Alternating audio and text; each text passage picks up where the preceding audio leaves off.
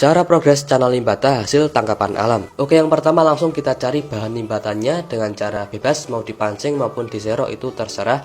Tapi kalau mau lebih aman ya kita serok guys.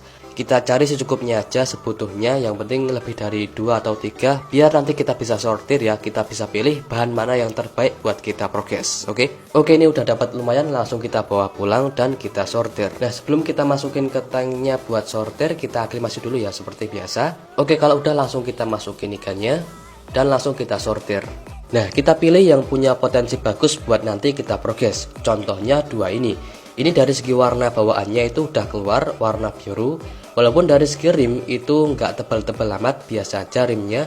Dan juga dari segi mental kita nggak tahu nanti mentalnya seperti apa. Tapi karena kelihatan dari warna bawaannya yang udah bagus, jadi kita ambil yang dua ini aja. Jadi langsung kita ambil dan kita lanjut ke tahap selanjutnya, yaitu tahap rekondisi. Seperti biasa kita aklimasi dulu ke tank rekondisinya. Di sini kondisi ikannya itu pada sobek-sobek ya dorsalnya, karena pada berantem sebelum saya pisah. Tapi nggak apa-apa, ini masih aman dan cepat pulihnya. Nah, kalau udah cukup aklimasinya langsung kita masukin ikannya ya. Kita masukin satu-satu dan kita tunggu ikannya adaptasi. Kita biarin selama 1 hari di sini di tank rekondisi ini.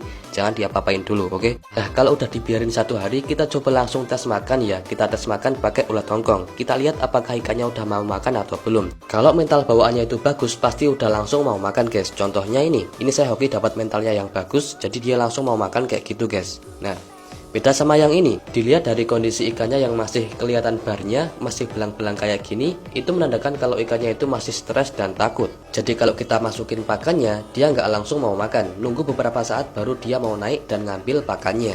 Nah, kalau misal masih belum mau makan kayak gini, kita biarin dulu, kita pantau dari jauh. Nah, setelah beberapa saat kita pantau dari jauh, akhirnya dia mau makan juga.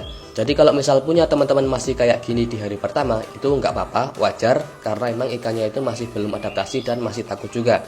Yang penting di sini ikannya udah mau makan, berarti aman buat kita lanjut progresnya. Nah, kalau udah mau makan, selanjutnya kita biarin 1 hari lagi. Oh iya, ini tadi tanggal 1 September ya, dan kondisinya itu masih pada sobek-sobek kayak gini guys. Nah, setelah udah sehari di tanggal 2 ini, kondisinya udah mulai pada membaik. Yang di tank kiri ini tinggal dikit aja luka sobeknya guys, sedangkan yang di kanan itu masih ada satu yang agak besar luka sobeknya. Cuman yang di kanan ini itu mentalnya udah naik guys, udah nggak takut lagi, bahkan udah mau respon sama tangan.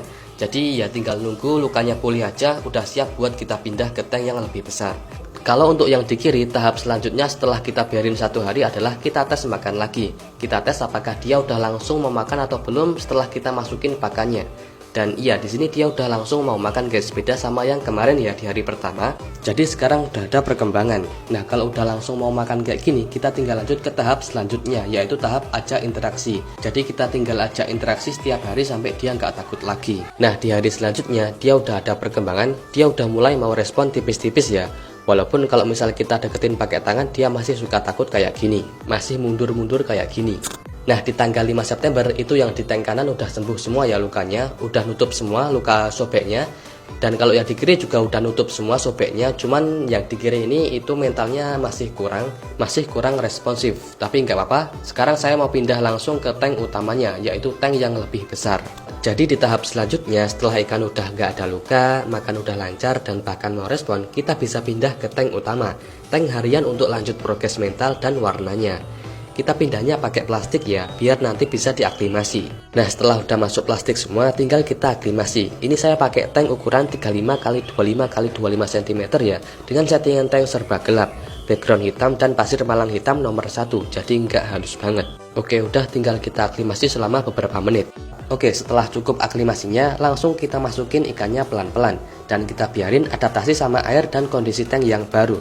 Nah, cuman di sini yang kemarin mentalnya itu bagus, dia itu langsung mau respon tangan kayak gini guys. Padahal baru aja masuk tank.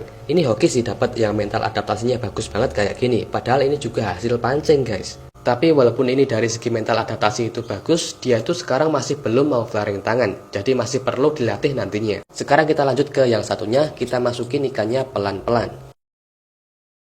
Nah, kalau yang ini setelah saya masukin, dia tuh masih perlu waktu ya, masih perlu waktu buat adaptasi. Jadi kita biarin adaptasi dulu. Kita biarin adaptasi, kita matiin dulu lampunya guys, jangan digoda-goda dulu ya. Nah, setelah beberapa jam, yang ini lebih responsif ya, dan warnanya mulai naik. Sedangkan yang ini, dia masih belum mau naik, masih perlu waktu mungkin lebih lama, masih belum mau respon. Cuman ini tinggal nunggu ikannya settle aja, karena ini belum maksimal adaptasinya, jadi dia masih belum mau respon. Kalau udah maksimal adaptasinya, udah mau respon, baru kita lanjut buat latih flaring ya. Kira-kira gimana cara latihnya? Lanjut di part 2.